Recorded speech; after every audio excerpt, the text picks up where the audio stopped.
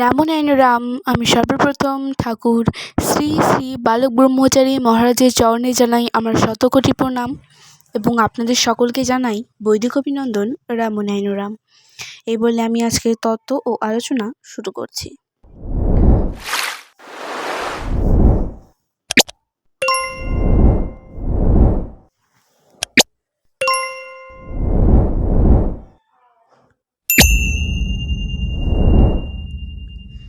সেবার গ্রামে এসেছিল একটি যাত্রা দল। হরপার্বতীর নাটক অভিনয় হয় সারা রাত ধরে। যাত্রা শুনে চারুশীলা দেবীর মনে আনন্দ আর ধরে না। পালা শুনতে ভালোবাসেন। নিমাই সন্ন্যাস, নৌকাবিলাস, রামলীলা কাছাকাছি কোথাও হলেই ছুটে যেতেন। দেবলীলা প্রসঙ্গে তার মতো মুগ্ধ শ্রোতা খুবই বিরল। শুনতে শুনতে মন হয়ে যায় উধাও। বাউল মন বাউল বাতাসে বেড়ায় ভেসে। সীমার মাঝে চলে অসীমের আনাগোনা। হরপার্বতী নাটকটি দেখলেন সমস্ত রাত। রাত্রি শেষে শরবত পান করে স্নান করে একটু গড়িয়ে নিলেন। সমস্ত রাত মহাদেবের অভিনয় দেখেছেন। থেকে থেকে মনের আনাচে কানাচে চলছে রসের মেলা। বড় ভালো লেগেছে তার। একবারও মনে হয়নি অভিনয় দেখছেন, মনে হয়েছে কৈলাস শিখরে চলেছে হরপার্বতীর লীলা। আর সচক্ষে তিনি তা দেখছেন। দুদিন ধরে উপোস গেছে। ক্লান্তিতে বউ ছিঁড়া সকলেই শুয়ে পড়েছেন। চারুশীলাও শয্যা নিয়েছেন, কিন্তু ঘুম আসছে না। মহাদেব আবার তার মন জুড়ে বসেছেন। কখন ঘুমিয়ে পড়েছেন কিছুই মনে নেই। দেখছেন ভস্ম আচ্ছাদিত জটাজূটধারী উজ্জ্বল এক জ্যোতির্ময় পুরুষ, বিপুল দেহ, এক হাতে সংহার অস্ত্র ত্রিশূল, অন্য হাতে ডমরু। সংহার ও সৃষ্টি পাশাপাশি একত্রে। সবচেয়ে বেশি জ্বলজ্বল করছে তার ত্রিনয়ন। সেখান থেকে সুতীব্র আলোকরশ্মি চারুশীলার উপর এসে পড়ল ঠিকরে। অসাধারণ এক দেবপ্রতিভা আসছে তোর গর্ভে।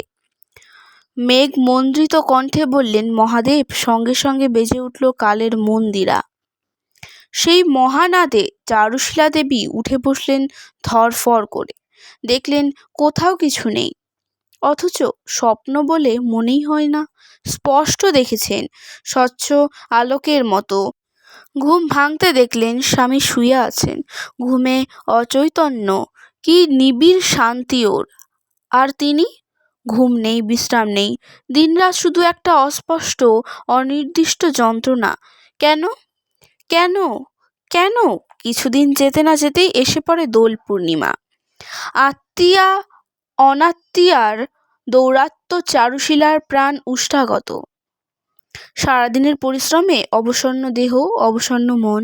সন্ধ্যা উত্তীর্ণ হতেই উঠোনের অন্ধকারে শুয়ে পড়েন তিনি। চোখ তন্দ্রায় জড়িয়ে আসে। একটু ঘুমিয়েও পড়েছেন। সহসা কোথা থেকে বংশীধ্বনি ভেসে আসে তার কানে। কানের ভেতর দিয়ে মর্মে গিয়ে পৌঁছল সেই বাঁশি। চারুদেবীর দেহমন আকুল। মুখ ফিরিয়ে দেখলেন বৃন্দাবন বিহারিণী রাধামোহন। পীতবাস মনোহর বঙ্কিম ভঙ্গি, অধরে মোহন বেণু। বিশ্বের মর্মবাণীটি ছড়িয়ে পড়েছে সুরে সুরে। হঠাৎ নীরব হলো বাঁশি। শ্যামসুন্দর এবার নিজেই বললেন, স্পষ্ট বাস্তব, ঠিক যেন রক্ত মাংসের মানুষের মতো। বললেন, যুগে যুগে এসেছি, আবার আসছি। নতুন নই আমি। আমি চিরকালের চিরপুরাতন। তোমরা ভুলে যাও, তাই বারবার আসি, আসতে হয়। চারুশীলা দেবী স্পষ্ট শুনেছেন সেই অনাগত মহাভবিষ্যতের বাঁশুরি। ধীরে ধীরে বাঁশির সুর দূর থেকে দূরান্তরে মিলিয়ে যায়, কিন্তু চারুদেবীর মনে তখন এক সঙ্গে লক্ষ লক্ষ বাঁশি উঠেছে বেজে। কথায় বলে বারবার তিনবার, সুতরাং এ অনিবার্য, অবশ্যম্ভাবী। দীপান্বিতা রজনীতে তার সন্তান ভূমিষ্ঠ হল।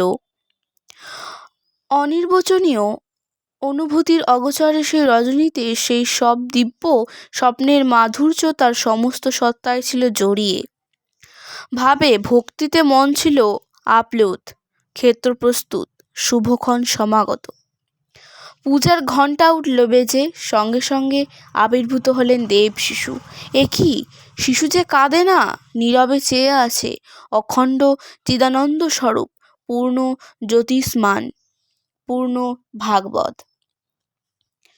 শিশু কি অন্তর্যামী?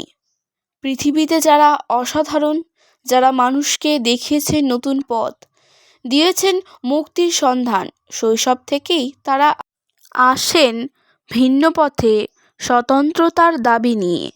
তাদের সবই যেন কেমন কেমন নিঃসঙ্গতার প্রজ্জ্বল।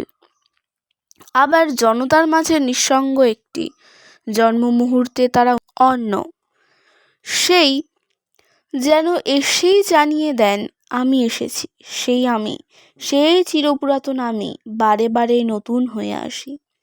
এমন একটা ঘটনা ঘটে যায় যার অলৌকিকতায় দর্শকবৃন্দ, শ্রোতবৃন্দ হয় বিস্ময় বিমুগ্ধ।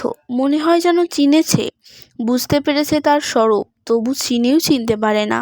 কোথায় যেন ভুল হয়ে যায়, উপলব্ধি পায় না স্থায়িত্ব। সীমার মাঝে ঘটে অসীমের প্রকাশ অতর্কিতে, আবার যায় হারিয়ে।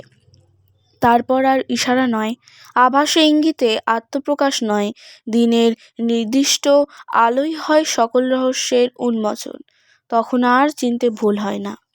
আজকের তত্ত্ব ও আলোচনা আমি এখানে শেষ করছি। দেখা হচ্ছে পরের ভিডিওতে।